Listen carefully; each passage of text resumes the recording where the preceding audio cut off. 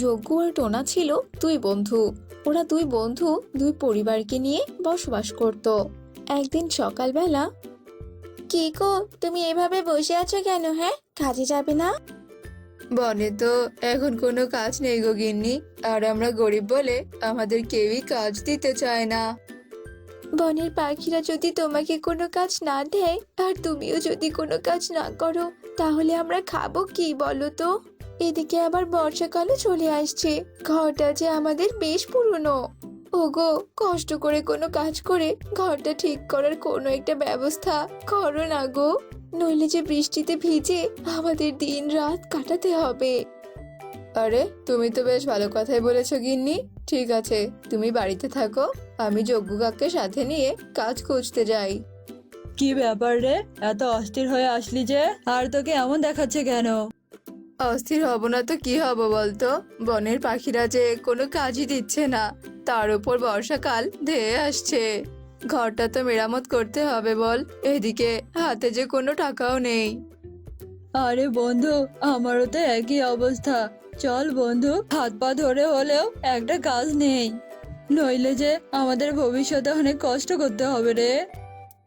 চল চল, বেরিয়ে পড়ি। এরপর ওরা দুই বন্ধু বনের পাখিদের কাছে কাজ চাইতে যায়, কিন্তু বনের পাখিরা ওদের কোনো কাজ দেয় না। ওরা অসহায় হয়ে বাড়িতে ফিরে আসে। কি গো, ঘর ঠিক করার কোনো উপায় পেয়েছো? দিয়েছে কাজ বনের পাখিরা? না গিন্নি, বনে সবাই অনেক স্বার্থপর, তাই আমাদের দুই পরিবারকে কেউ সাহায্য করতে চায় না। তবে তুমি কোনো চিন্তা করো না, কোনো না কোনো একটা উপায় আমরা পেয়ে যাব। ঘরে চলো, আমার ক্ষুধা পেয়েছে, আমাকে খেতে দেবে, চলো। ওরা ঘরে যায়। এভাবে বেশ কিছুদিন কেটে যায়। একদিন প্রচন্ড বেগে বনে বাতাসের সাথে বৃষ্টিও শুরু হয়ে যায়, আর সেই ঝড়ে টোনা আর যজ্ঞর ঘরটা ভেঙে পড়ে যায়। ঝড় থামার পর টোনা আর টুনি কান্না করতে থাকে। হায় হায়, এটা কি হয়ে গেল? এবার এবার আমরা কি করব? গিন্নি, ও গিন্নি, আমার মাথায় তো কিচ্ছু আসছে না গো। হে সৃষ্টিকর্তা, আমাদের তুমি সাহায্য করো সৃষ্টিকর্তা। বলেছিলাম আমি আগে থেকে কিছু টাকা জমিয়ে রাখতে, যাতে করে এমন কিছু হলেও আমরা ঘরটা তাড়াতাড়ি ঠিক করতে পারি। কিন্তু তুমি তো আমার কোনো কথাই শোনো না। এবার এই বৃষ্টির দিনে কোথায় আমরা আশ্রয় নেব? গিন্নি শান্ত হও, যা হওয়ার হয়েছে। আমি আজকেই টোনা সহ অন্য বনে যাব কাজ খুঁজতে, তারপর দুদিনেই নতুন ঘর তৈরি করব। তুমি সাবধানে থেকো, আমি টোনার ওখানে যাচ্ছি।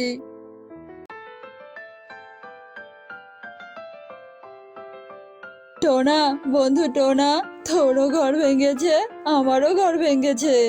এই দুঃখের দিনে এমন করে হাত গুটিয়ে বসে থাকলে চলবে না। চল বন্ধু, আমরা কাজ খুঁজতে অন্য বনে যাই। অন্য বনে গেলেই কি আমরা কাজ পাবো রে? অবশ্যই পাবো, কারণ অন্য বনে কাজের পাখির অনেক চাহিদা। কথা বাড়িয়ে কোনো লাভ নেই। তাহলে চল, তাড়াতাড়ি চল। টোনার যজ্ঞ অন্য বনের দিকে যেতে থাকে। যেতে যেতে ওরা নিজের বন পেরিয়ে অন্য বনে চলে যায়। আমাদের বনের তুলনায় এই বনটা অনেক ঘন, তাই না রে? আমার মনে হয় এই বনে কোনো পাখি বাস করে না। দেখ দেখ যজ্ঞ, এই বনে কত মোটা মোটা গাছ। হ্যাঁ রে যজ্ঞ, আমরা আবার কোনো ভুল বনে চলে এসিনি তো? পাগলের মতো বোকা বোকা কথা না বলে চল তাড়াতাড়ি সামনে। ওরা চলতেই থাকে। হঠাৎই যজ্ঞর চোখে দুটো গোলাপ ঘর পড়ে। ওই দুই ঘরের মধ্যে একটা ঘর ছিল সোনার রঙের, আর একটা ঘর ছিল রূপোর রঙের। টোনা, ওই দেখ দুটো গোলাপ ঘর, চল চল আমরা ওই ঘরে যাই। মনে হচ্ছে ওই গোলাপ দুটো ঘরে কেউ থাকে না, আর কি অদ্ভুত দেখাচ্ছে ঘর দুটোকে, দেখ। এরপর ওরা গোলাপ ঘরের কাছে যায়। আমাদের আর টাকা উপার্জন করে ঘর বানানোর দরকার নেই। আজ থেকে আমরা দুই পরিবার দুই গোলাপ ঘরেই থাকবো, কি বলিস? গোলাপ ঘর দুটোকে দেখে মনে হচ্ছে এই ঘর দুটো জাদুর। আমি তো এই সোনার গোলাপ ঘরটাই নেব, কারণ রূপার চাইতে সোনার দাম যে অনেক বেশি। কি রে টোনা, কিছু বলছিস না যে? থাকবি না এই ঘরে? থাকবো না কেন? এমন সুযোগ পেলে কেউ কি হাতছাড়া করে নাকি বল? তা যজ্ঞ শোন, আমি এই সোনালী রঙের গোলাপ ঘরটা নেব, বুঝেছিস? না, আমি আগে দেখেছি, আমি এই সোনার ঘরটাই নেব। আর এই বনে আসার পরিকল্পনাটা আমারই ছিল। না, এটা আমার পরিকল্পনা ছিল, কারণ আমি যদি তোর সঙ্গে না আসতাম তাহলে কিন্তু তুইও আসতি না। তাই এই সোনালী রঙের গোলাপ ঘরটা আমার। এই কয়েনটা দিয়ে টস করব, যে জিতবে সে এই সোনালী ঘরটা নেবে। আমি এই কয়েনের উপরের অংশ নিলাম, বুঝেছিস? আর তুই নিচের অংশ।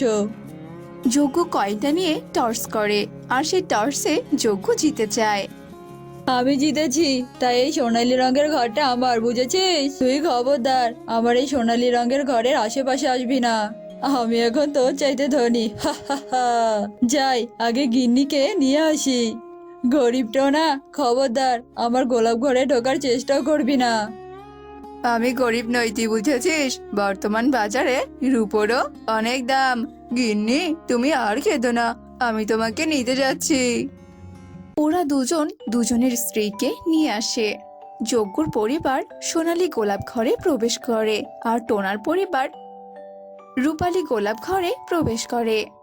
যজ্ঞ গোলাপ ঘরে প্রবেশ করে দেখে গোলাপ ঘরে কিচ্ছু নেই, ঘরটি একদম ফাঁকা। এদিকে টোনাও সে একই দৃশ্য দেখে, যে তাদের ঘরেও কিচ্ছুটি নেই। কোথায় কোথায় তোমার সোনা দানা? এ তো দেখছি একদম ফাঁকা। তুমি না বলেছিলে যে গোলাপ ঘরের ভিতরে নাকি সোনা দানায় ভর্তি? আমি তো গোলাপ ঘরটা বাইরে থেকে দেখেই ভেবেছিলাম। হায় হায়, এই রূপোর গোলাপ ঘরটাতেও তো একদম কিচ্ছু নেই, পুরো ফাঁকা। তার মানে নিশ্চয় যজ্ঞর ওই ঘরে অনেক সোনাদানা আছে। টোনা, বলছি কি, এভাবে হাত গুটিয়ে না বসে থেকে চলো চলো আমরা ওদের ঘরে গিয়ে আক্রমণ করি। মানে ওদের ঘরটা আমরা ভেঙে দেই। আমরা তো ওদের ঘরে প্রবেশ করে কোনো সোনাদানা নিতে পারবো না, তার থেকে ভালো ওদের ঘরটা ভেঙে দিয়ে আমরা সোনাদানা নেব। ঠিকই বলেছো তুমি গিন্নি, চলো চলো, আর দেরি করা যাবে না, নইলে আবার ওরা সোনাদানা সব বিক্রি করে দেবে। এরপর টোনা আর টুনি লাঠি নিয়ে গোলাপ ঘর থেকে বের হয়। গিন্নি, তাড়াতাড়ি লাঠি নিয়ে বাইরে চলো, আমাদের ঘরে তো কিচ্ছু নেই। তার মানে টোনার গোলাপ ঘরে অনেক কিছু আছে। চলো চলো, ওই ঘরটা ভেঙে আমরা সোনা দানা ছিনিয়ে নেব, নইলে যে টোনা আমার থেকেও ধনী হয়ে যাবে। যজ্ঞ আর কণিকা লাঠি নিয়ে টোনার গোলাপ ঘরের কাছে যায়, আর অন্যদিকে টোনা আর টুনিও লাঠি নিয়ে যজ্ঞদের ঘরের সামনে যায়। গিন্নি, দাঁড়িয়ে আছো কেন? তাড়াতাড়ি এই ঘরে আঘাত করতে থাকো। অন্যদিকে যজ্ঞ, কি হলো গিন্নি, দাঁড়িয়ে আছো কেন? ওদের গোলাপ ঘরে আঘাত করো। দুই পরিবার দুই গোলাপ ঘরকে আঘাত করতে থাকে। আঘাত করতে করতে এক পর্যায়ে গোলাপ ঘর দুটো অদৃশ্য হয়ে যায়, আর ওরা চোখাচোখি করতে থাকে। আরে আরে, সোনালী গোলাপ ঘরে তো কোনো সোনা দানা নেই। এই রূপোর ঘরের জায়গায় তো কোনো সোনা বা রূপও নেই। আর এই গোলাপ দুটো ঘর কোথায় উধাও হয়ে গেল? কে রে কে? আমার দুটো গোলাপ ঘর কে ধ্বংস করলি? কার কার এত বড় সাহস? এই, তোরাই ধ্বংস করেছিস তাই না? কেন রে, কেন ধ্বংস করেছিস বল? একই কে কে তুমি? আর গোলাপ ঘর দুটো তোমার হলো কি করে? গোলাপ ঘর দুটো যে আমি আমার শক্তি অর্জনের জন্য তৈরি করেছিলাম, আর আমি ঘর দুটো রেখে আমার শিকার খুঁজতে গিয়েছিলাম। তোরা কিনা লোভে পড়ে আমার ঘর দুটোকে ধ্বংস করেছিস। তবে তো আজ তোদের শেষ দিন। আমরা না বুঝে ভুল করেছি, দয়া করে আমাদেরকে ক্ষমা করে দাও, আমাদের কোনো ক্ষতি করো না। হ্যাঁ হ্যাঁ রাইনি, আমাদের তুমি ছেড়ে দাও, ছেড়ে দাও আমাদের, আমরা তোমার দুটো পায়ে ধরি।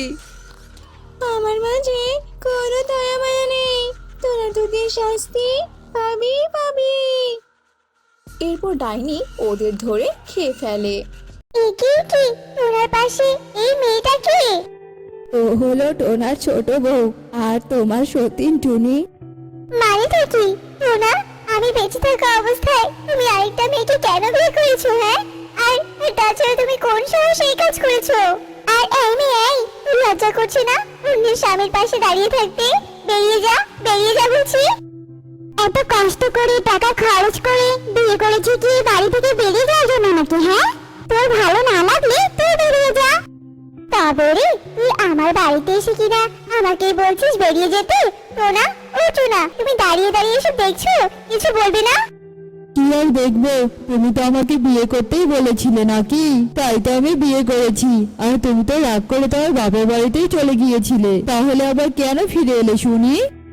এটা আমার সংসার, আমার ঘর, আমার বাড়ি, তাই আমার যখন ইচ্ছে আমি রাগ করে বাপের বাড়িতে চলে যাব, আবার যখন ইচ্ছে তখন আবার ফিরে আসবো। তাতে তোমার কি টোনা?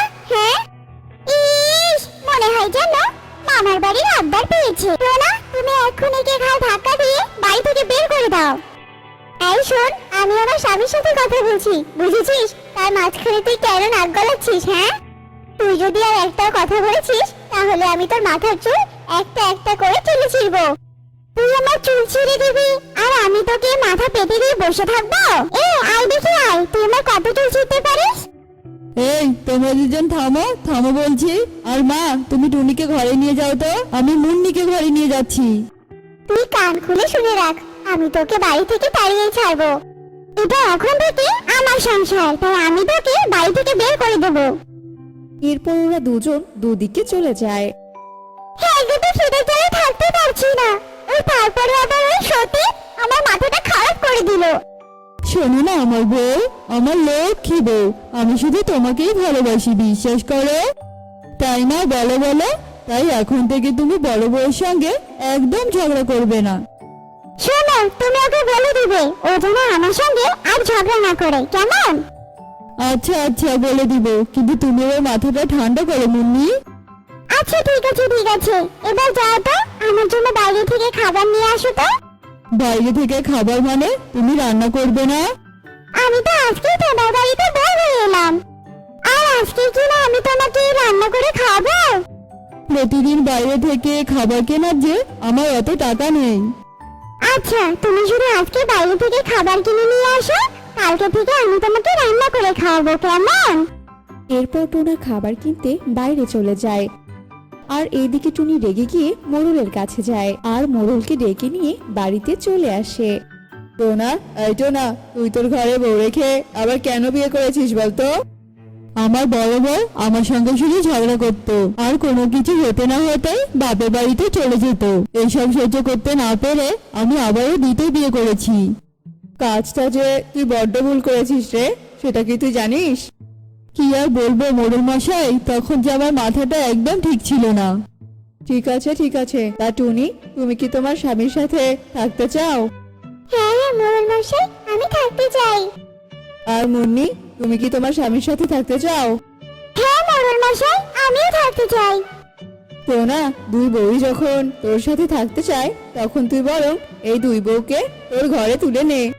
মোড়ল মশাই, আমার তো একটা ঘর, তাই টুনি কিছুদিন মায়ের সাথে থাকুক। আমি মায়ের সাথে থাকবো না, আমি তোমার বউ, তাই আমি তোমার সাথেই থাকবো টোনা। তাহলে মুন্নি, তুমি না হয় থাকো মায়ের সাথে। না না টোনা, আমি তোমাকে ছাড়া কোথাও থাকতে পারবো না। হয়েছে, এবার থামো তোমরা। যতদিন না পর্যন্ত তোমরা নতুন কোনো ঘর দিতে পারবে, ততদিন ওই একটা ঘরেই তোমরা দুজন তোনার সাথেই থাকবে। আর আমার এই কথাটা যদি না মানা হয়, তাহলে আমি তোমাদের পরিবারকে একদম জঙ্গল ছাড়া করব, এই বলে দিলাম। না না মোড়ল মশাই, দয়া করে এই কথা বলবেন না। আমার ছেলে তার দুই বউকে নিয়ে এক ঘরেই থাকবে। আচ্ছা ঠিক আছে, এবার তবে আমি চলি। রাত তো অনেক হয়েছে, এবার আমাদেরকে ঘুমাতে হবে। টুনি, তুমি মেঝেতে বিছানা করে ঘুমিয়ে পড়ো। কেন কেন, আমি কেন মেঝেতে থাকবো? আমি মেঝেতে থাকতে পারবো না, আমি আমার বিছানাতেই শোবো। তাহলে মুন্নি, তুমি না হয় মেঝেতে থাকো। আমি মেঝেতে ঘুমাতে পারবো না, আমার এমনি বাতে ব্যথা, আর আমি মেঝেতে ঘুমাবো? কিছুতেই আমি পারবো না। হ্যাঁ গো টোনা, তুমি কোন বুড়িকে বিয়ে করে নিয়ে এসেছো বলো তো, যে কিনা এখনই বাতের ব্যথায় পড়ছে? এই, মুখ সামলিয়ে কথা বল, আমি সুন্দরী যুবতী একটা মেয়ে। তুই যদি আমাকে একবার বুড়ি বলেছিস তো, তোকে বুড়ি বললে তুই কি করবি আমাকে শুনি? দেখবি কি করবো, তাহলে দেখ। এরপর ওরা দুজনে মারামারি শুরু করে দেয়। এই, তোমরা দুজন থামো বলছি, থামো। তোমাদের দুজনের চুলি আমার একদম ভালো লাগছে না। তোরা যদি আরেকবার ঝগড়া করতে থাকিস তাহলে তোদেরকে লাঠি মেরে এই বাড়ি থেকে তাড়িয়ে দেবো। যা, এবার তোরা বিছানায় গিয়ে শুয়ে পড়, আমি মেঝেতেই শুয়ে পড়ছি। ঠিক আছে, তোমার আদরের ছোট বউকে বলে দিও ও যাতে আমার কাছে না আসে। তোর কাছে যা, আমার বই গেছে। এরপর টোনার দুই বউ ঝগড়া থামিয়ে বিছানায় গিয়ে ঘুমিয়ে পড়ে। আর এদিকে বেচারা টোনা মশার কামড় খেয়ে মেঝেতেই শুয়ে পড়ে। এই তুই সরে যা, আমি আজকে টোনার জন্য রান্না করব, বুঝেছিস? টোনা আমার হাতে রান্না খেয়ে অফিসে যাবে। এই চুপ, তুই এখান থেকে সরে যা। টোনা আমাকে বেশি ভালোবাসে, টোনা আমার হাতেই খাবে, তাই আমি আগে রান্না করব। তোকে বলেছি না আমি আগে রান্না করব। সকাল সকাল উঠে তোমরা কেন এভাবে চিৎকার চেঁচামেচি করছো বলো তো? এই সকালবেলা চিৎকার চেঁচামেচি করে জঙ্গলের পাখিদের না ডাকলেই কি নয়? এমন দুটো ঝগড়ুটে বউ বিয়ে করে এনে আমার ছেলেটা মান সম্মান একদম ডুবিয়ে দিল। শোনো এবার তোমরা দুজন ঘরে চলে যাও, আমি সবার জন্য রান্না করব, তোমাদের কাউকে আর রান্না করতে হবে না। মিনুর কথা মতো টুনি আর মুন্নি সেখান থেকে চলে যায়। এটা আমার সংসার, আমার সংসারে আমি অন্য কাউকে সহ্য করব না। ওকে তো বাড়ি থেকে বের করতেই হবে, কিন্তু আমি কি করব? ওনা তো কিছুতেই ওকে বাড়ি থেকে বের হতে দেবে না। পেয়েছি আমি একটা বুদ্ধি, আমি ওকে চিরতরে এই পৃথিবী থেকে তাড়িয়ে দেব। মা, আমাকে 2 কাপ চা দিন, আমি বরং টোনা আর মুন্নিকে দিয়ে আসি। বাবা, তোমার মুখে এসব আমি কি কথা শুনছি বৌমা? যাক, তোমার মুখে এমন কথা শুনে আমার যে খুব ভালো লাগলো। যাও নিজের হাতে চা বানিয়ে নিয়ে যাও। এরপর টুনি 2 কাপ চা বানায় আর মিনুর আড়ালে সেই চায়ে বিষ মিশিয়ে দেয়। মেরে মুন্নি নে তোর চা। বাপরে, তুই নিয়ে আমার জন্য চা? তা যাক, ভালো হয়েছে, 1 কাপ চায়ের খুব প্রয়োজন ছিল রে আমার। তুই খেয়ে নে রে, আমি বরং টোনাকে চা দিয়ে আসি। এরপর টুনি বাইরে বেরিয়ে আসে আর দরজার বাইরে থেকে লুকিয়ে লুকিয়ে মুন্নিকে দেখতে থাকে। এদিকে মুন্নি টুনিকে বিশ্বাস করে বিষ মেশানো চাটি খেয়ে নেয়। মুন্নি, এবার তো তুই শেষ। আর এই 1 কাপ চা আমি অতিরিক্ত নিয়েছিলাম। যদি তুই ওই 1 কাপ চা নষ্ট করিস তাহলে তোকে এই চাটা খাওয়াতাম, কিন্তু তুই তো ভালো মেয়ের মতো খেয়েও নিলি, আর কিছুক্ষণের মধ্যে তুই হয়তো মরেও যাবি। এরপর টুনি সেখান থেকে চলে যায় আর এদিকে টোনাও চলে আসে আর ততক্ষণে মুন্নিও মারা যায়। মুন্নি, ওঠো মুন্নি। একে মুন্নি, তুমি শুয়ে আছো কেন? মুন্নি, কথা বলো মুন্নি। কি মুন্নি কথা বলছে না কেন? মা, তুমি একটু ঘরে এসে দেখো তো, মুন্নি কথা বলছে না। মা, এ মা, মুন্নি তো মরে গেছে, তাও আবার চা খেয়ে, কিন্তু এই চা তো টুনি বানিয়েছিল। টুনি, তুই মুন্নিকে মেরে ফেললি? মেরে ফেলেছি, বেশ করেছি। আমার স্বামীর ভাগ আমি কাউকে দিতে পারবো না, কাউকে না। কিন্তু কোনো খুনিকে আমি নিজের বউ হিসেবে মেনে নিতে পারবো না। আমি এক্ষুনি পুলিশকে ডেকে আনবো, এক্ষুনি। না টোনা, তুমি এমনটা করো না। আমি যে তোমাকে অনেক ভালোবাসি টোনা, দয়া করো, এমনটা করো না। টোনা টুনির কোনো কথাই শোনে না। সে পুলিশকে ফোন করে আর সাথে সাথে পুলিশ এসে টুনিকে ধরে নিয়ে যায়। এদিকে টোনা আর মিনু ফাঁকা বাড়িতেই পড়ে থাকে।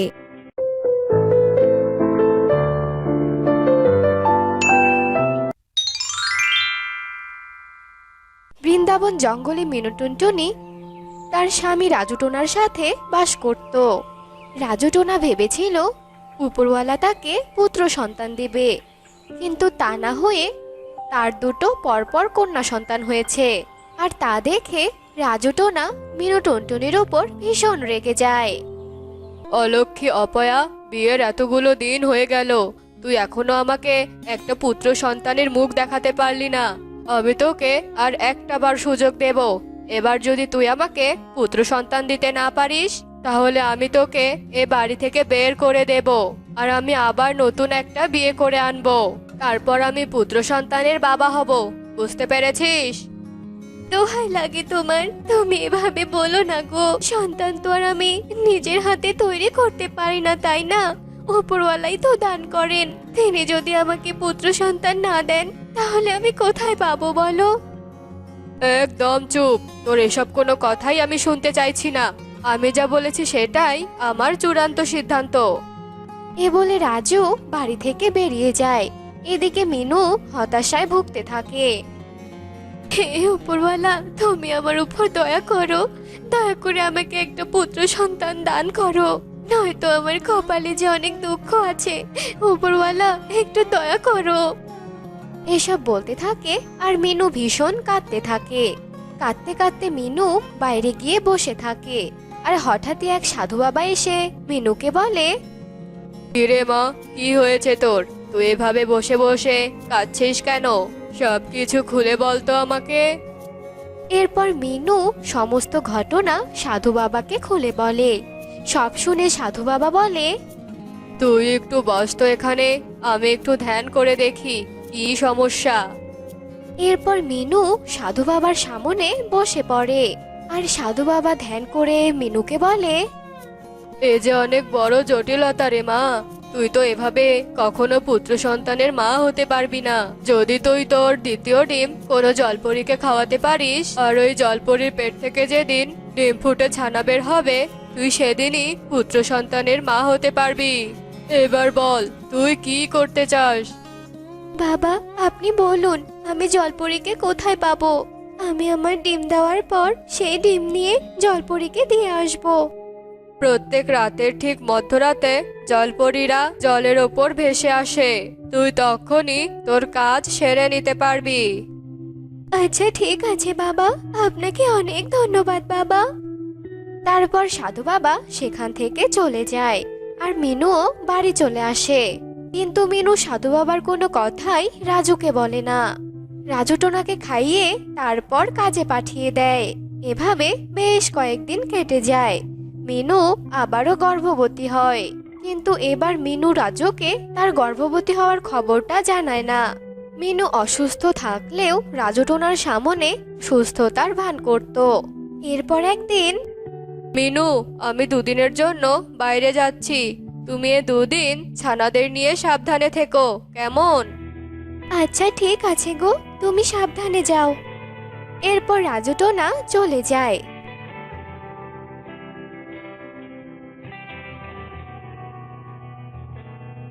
এদিকে মিনুরও ডিম দেওয়ার সময় হয়। মিনু তার ঘরের এক কোণে গিয়ে একটা ডিম দেয়। রাজু চলে গিয়েছে, ভালোই হয়েছে, নয়তো আমি তো ধরা পড়ে যেতাম। এখন শুধু রাত হওয়ার অপেক্ষা, রাত হলেই আমি ডিমটা নিয়ে নদীর পাড়ে যাব। মিনু ডিম নিয়ে অপেক্ষা করতে করতে রাত হয়ে যায়। আর মিনু মধ্যরাত হওয়ার জন্য অপেক্ষা করতে থাকে। যেই না মধ্যপ্রহর শুরু হয়, অমনি মিনু ডিম নিয়ে নদীর ধারে যায়। এরপর মিনু ডিমটা জলের ধারে রাখে আর বলে, মারে, আমাকে তুই ক্ষমা করে দিস রে মা। আমি শুধু আমার ভাগ্যের পরিহাসে তোকে এখানে রেখে গেলাম রে মা, আমাকে তুই ক্ষমা করে দিস। এরপর মিনু উড়ে গিয়ে একটা গাছের ডালে গিয়ে বসে। এদিকে একটা জলপরী জলের উপরে উঠে আসে। কত সুন্দর চাঁদের আলো, নিত্য সুন্দর হাওয়া, প্রাণটা জুড়িয়ে যাচ্ছে। ওটা কি একদম চিকচিক করছে, সাদা রঙের, দেখি তো গিয়ে। এরপর জলপরী ডিমের কাছে যায় আর বলে, এটা কি? এটা তো কোনো সুস্বাদু খাবার মনে হচ্ছে। আমি তো জলরানীর কাছে শুনেছি জলের উপরের খাবারগুলো নাকি খুব সুস্বাদু হয়। আমি আগে এটা খেয়ে নেই। তারপর জলপরী ডিমটি খেয়ে জলের তলায় চলে যায়। এরপর মিনু গাছের উপর থেকে সবটা দেখে ফেলে আর তার বাড়িতে চলে যায়। এভাবেই বেশ কিছুদিন কেটে যায়। জলের তলায় জলপরীর পেটটাও দিন দিন বাড়তে থাকে আর সে অসুস্থ হতে থাকে। এ আমার কি হচ্ছে? আমি এমন মুটকি কেন হয়ে যাচ্ছি? জলরানী, জলরানী, আমার কি হয়েছে? তোমরা কেন কিছু বলছো না আমায়? তুমি গর্ভবতী আর তোমার পেট থেকে বাচ্চা হওয়ার সময় এসে গেছে, কিন্তু এই বাচ্চার বাবা কে বলো তো? এসব তুমি কি বলছো? আমি তো কিছু বুঝতে পারছি না। আমি তো শুধু জলের উপর একটা সাদা খাবার খেয়েছিলাম, আর তখন থেকেই আমি এমন হয়েছি। আচ্ছা ঠিক আছে, আমি বুঝতে পেরেছি। এরপর জলরানী সেখান থেকে চলে যায়। এভাবেই বেশ কিছুদিন কেটে যায়। এদিকে মিনুও আবার গর্ভবতী হয়ে যায়। টুনি, মনে রেখো, এটাই কিন্তু শেষ সুযোগ। এবার যদি এই সুযোগ হাতছাড়া হয়ে যায় তাহলে কিন্তু আর রক্ষে থাকবে না। আচ্ছা ঠিক আছে রাজু। এরপর রাজু চলে যায় আর মিনুও ভীষণ চিন্তায় পড়ে যায়। এভাবেই কয়েকদিন কেটে যায়। তারপর মিনু একটা ডিম দেয় আর তাতে তা দেওয়া শুরু করে। ওদিকে জলপরীর পেট থেকেও বাচ্চা হওয়ার সময় চলে আসে। কিছু সময় অতিবাহিত হয়ে যায়। তারপর জলপরী বাচ্চা দেয়। জলরানী, জলরানী, আমার বাচ্চা হয়েছে, কিন্তু এ তো পাখির ছানা। হ্যাঁ, তুমি পাখির ডিম খেয়ে নিয়েছিলে, তাই পাখির ছানা হয়েছে। তবে যাই হোক না কেন, এ তোমার সন্তান। একে মাতৃস্নেহে বড় করতে হবে, বুঝেছো? আচ্ছা ঠিক আছে জলরানী। আয় রে মা, আমি তোর নাম রাখলাম টুনি। তুই এখন থেকে গুনগুন করে গান শোনাবি আমাকে, বুঝেছিস? জলপরি মা হতে পেরে ভীষণ খুশি হয়। ওদিকে মিনুও সাধু বাবার কথা মতো পুত্র সন্তানের জন্ম দেয়। রাজু, রাজু, দেখো, আমি পুত্র সন্তানের জন্ম দিয়েছি। আমি আমার শেষ রক্ষে করতে পেরেছি রাজু। তুমি বলো, আমাকে আর বাড়ি থেকে বের করে দেবে না? আমাকে আর বকবে না? আমাকে আর মারবে না? বলো রাজু, আমাকে অনেক ভালোবাসবে? পাগলি বউ আমার, আমি তো তোমাকে এখন থেকে অনেক ভালোবাসবো। এরপর থেকে মিনু ও রাজু তাদের সন্তানদের নিয়ে অনেক সুখে শান্তিতে বাস করতে শুরু করে। আর ওদিকে জলপরি পাখির ছানাকে নিয়ে অনেক হাসি খুশিতে দিন কাটাতে থাকে। তো বন্ধুরা, আজ আমাদের গল্পটি তোমাদের কাছে কেমন লেগেছে তা কমেন্টে জানাতে ভুলো না কিন্তু।